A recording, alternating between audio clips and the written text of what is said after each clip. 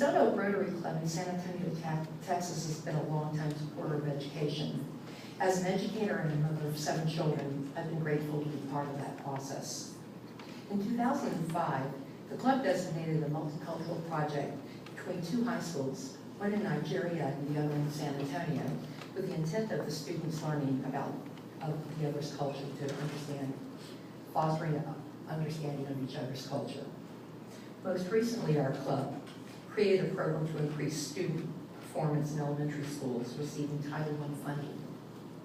The FLAG program, that is fitness, literacy, attendance, and grades, provides incentives for students to go to school.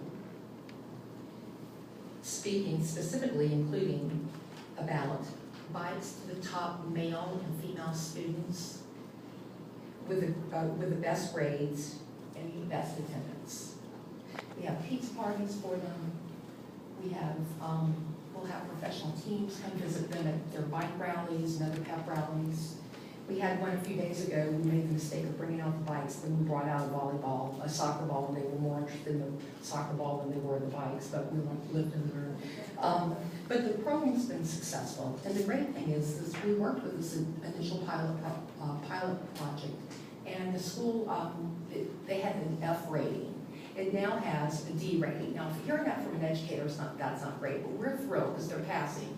And they're now, they're the 4th highest in the district, and increasing in attendance. So they're passing, thank God. And we're able to take this to 2 more Title I schools, which we're delighted with.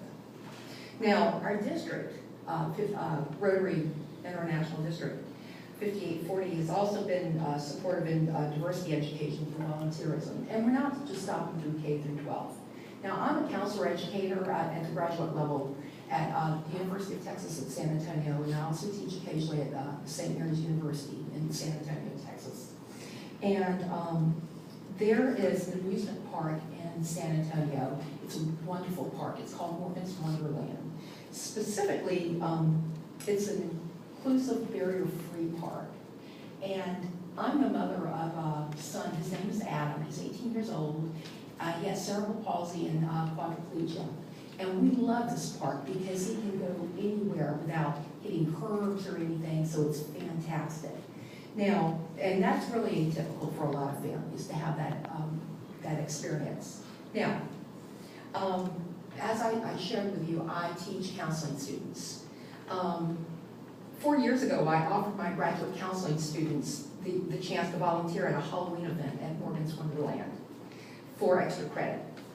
Well, actually, I said, you can skip the final if you go to Morgan's Wonderland. So we had lots of volunteers.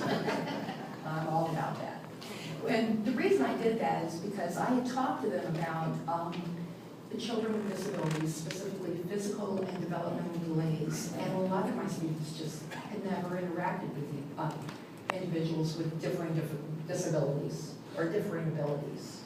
So, you know, these are our future behavioral health consultants.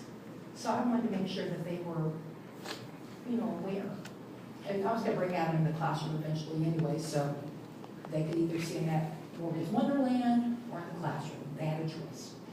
But the wonderful thing happened is these, my students went out there, volunteered, handed out candy, and had a wonderful experience interacting with the families, with individuals with different abilities of all ages. And, you know, it was wonderful in that they understood that interacting with individuals of all ages, you know, all of these folks want is dignity and respect, just to be able to interact and be respected. The same thing with their families.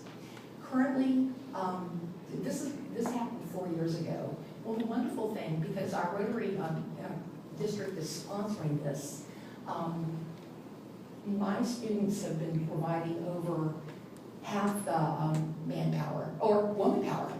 So we have been doing that, and we've got 2 universities doing this now. So we're just so grateful.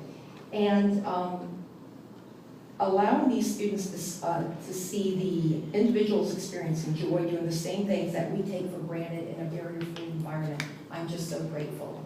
And I'm also grateful for this opportunity. Thank you so much.